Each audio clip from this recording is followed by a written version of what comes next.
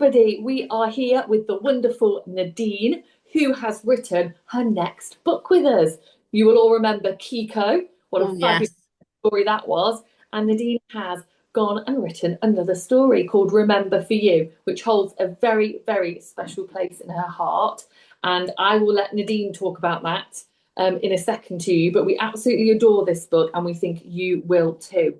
So, Nadine, tell us all about Remember for You. So I wrote Remember for You a few years ago after my dad had been diagnosed with Alzheimer's disease. And it was kind of for my daughter to explain to her what was happening to him. And even though he would start to forget things, their bond would remain because they've always been really close. And I just wanted to let her know that even though he might forget important things, what was most important was that they still loved each other and could still have fun times together.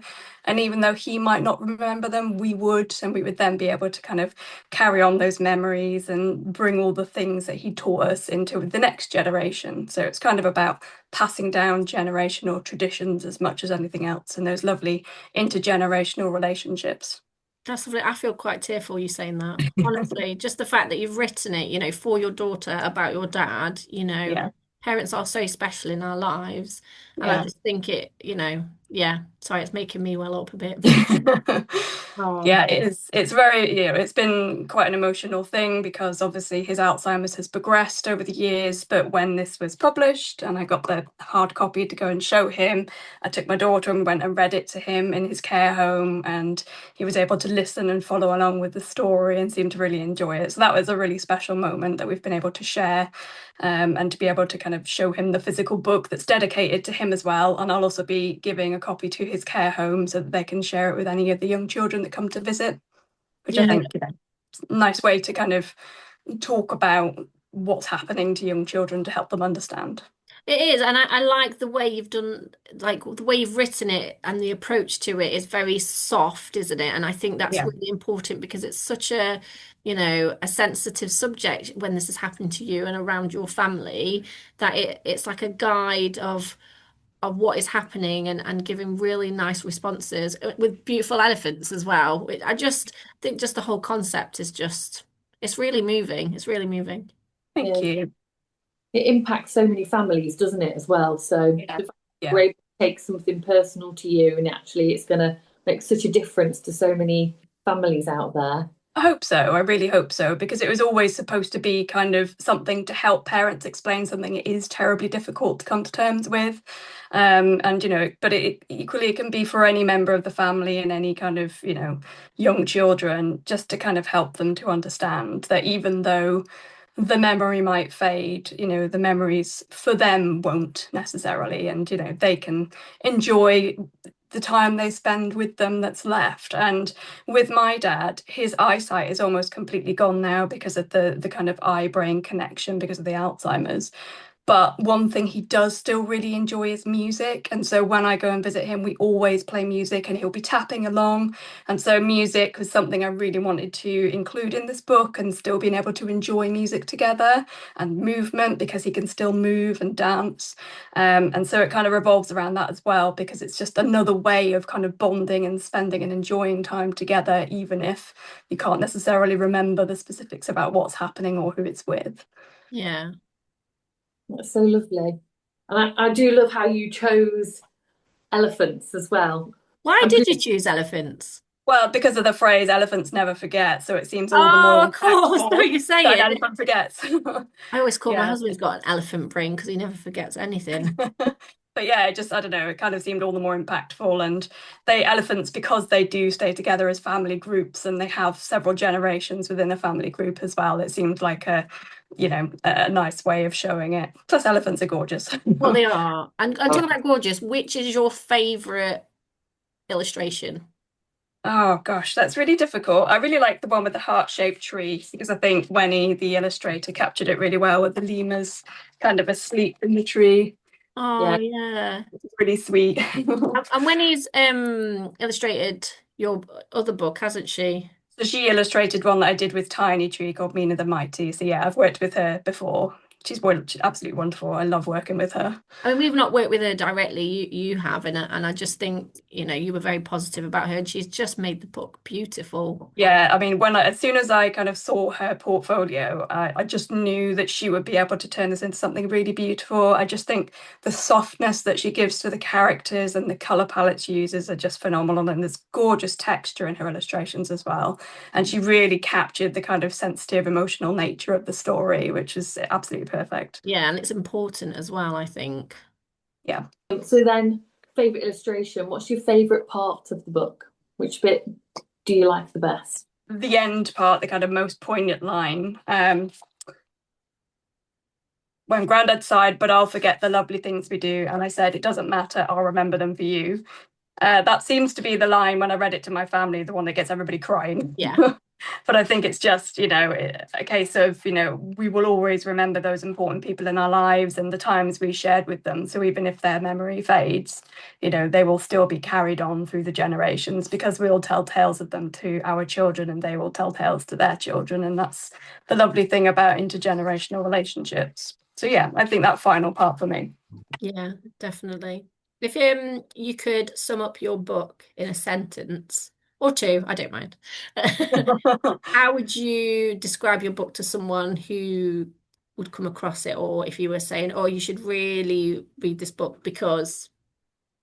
Because it's a touching tale of intergenerational relationships and how, as a family, you can learn to deal with the challenges. Oh, I like that. That's a good one. Let's talk about the audiobook. So, Nadine's done something really special. We've collaborated with David Virgo, who's just a beautiful storyteller. And Nadine has just been so lovely, and she has said that all you lovely people can download and listen to her audiobook for free. It is on our YouTube channel, so please head over there and have a listen, because I think not only is the story beautiful, I think David does an absolute fantastic job in telling the tale with his beautiful Scottish accent. But he just, I don't know, I love listening to him. So so please do head over to YouTube, because Nadine has gifted it to everyone to listen to the audiobook, whether that's in your car, if you're a teacher, sitting in the classroom waiting for the 10 minutes just before home time and you're settling the children down, or a really good talking point when you're having to approach difficult topics like dementia, which I think is important. So head over there. Thanks, Nadine. It's very, very kind of you. And I think, everyone will love listening to the story. And when you've listened to it, go and buy it. Or And if you bought it, go and listen to it. And you but can read along with David. I was going to say, what I love about audiobooks is them being able to turn the pages of the book at the same time. Yeah. Yeah, lovely. I think they can be so soothing as well at bedtime, audiobooks. David's reading it. Yeah, but it's really lovely then, when you're hearing his lovely voice reading it out and you can show them the pages as he's reading. I think that's a really nice thing to do in the evenings as well. Yeah, exactly. And I just I do love an audiobook. My kids love it as well. It's that bit before sleep where they've had their sixth story, and you're like, right, it is someone else's turn to try and soothe them. And my kids always listen to audiobooks, Yeah. even on CD players. We're that old. Tell me what's happening next with you, Nadine. So obviously you've just had a book come out, and now you've got the book for Remember for You out. Yeah. What is next on the horizon for you? Well, at the moment, I'm just taking a little break while I kind of deal with some changes at work, because I'm a teacher as well, and it's all changed where I work. Keep us together. It's been very, very busy, so I'll just be busy promoting the books that have just come out, because I have another one that's just come out, the Canadian publisher. So I've got a lot of work to do around that, social media. So that'll keep me busy for quite a few months, I think.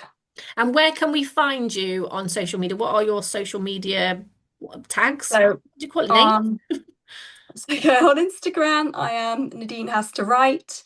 I think I'm the same on TikTok as well. And then I'm Nadine, I think it's just Nadine Holland on X. Do you know what? It's been a while since I've been on X. Yeah. I still call it Twitter, so yeah. So yeah, Instagram and TikTok are probably the main ones. Nadine Has to Write on there. Brilliant. Well, please go and follow Nadine and see and follow her journey through lots and lots of exciting things that's happening, especially Remember For You. And if you haven't bought it yet, what are you waiting for? It's such a beautiful book. And especially if you have any family members or you want to approach sensitive topics like dementia, this is an absolutely wonderful book and starting point that will gently explain it to younger children in your house. And it's just a book that's so desperately needed on the market. One in every household. There should. I think, we have a lot of, ourselves and our children, they go through a lot of different topics that sometimes as a parent you don't really know how to approach it. And I think books Yeah. is an excellent starting point. It really Yeah. is. And it opens that topic of conversation and questioning and then you realize you've made a moment, haven't you? And made sure that, they don't feel alone and they understand a bit better. I just think it's really important. And I'm so glad you've written the book, Nadine, because it's wonderfully important I think, for children. So thank you. So welcome. So please go and have a read. It's available on Amazon, and if you would like to listen to it free, it is on our YouTube channel, Time for a Story, and then go and buy it as well. And it will be out on ebook as well. So if you're thinking, I've got time to, wait, then you can download it immediately, and that is available now as well. So thank you very much for joining us today, Nadine, and we wish you the best of luck. Thank you. That's Bye-bye. Thanks.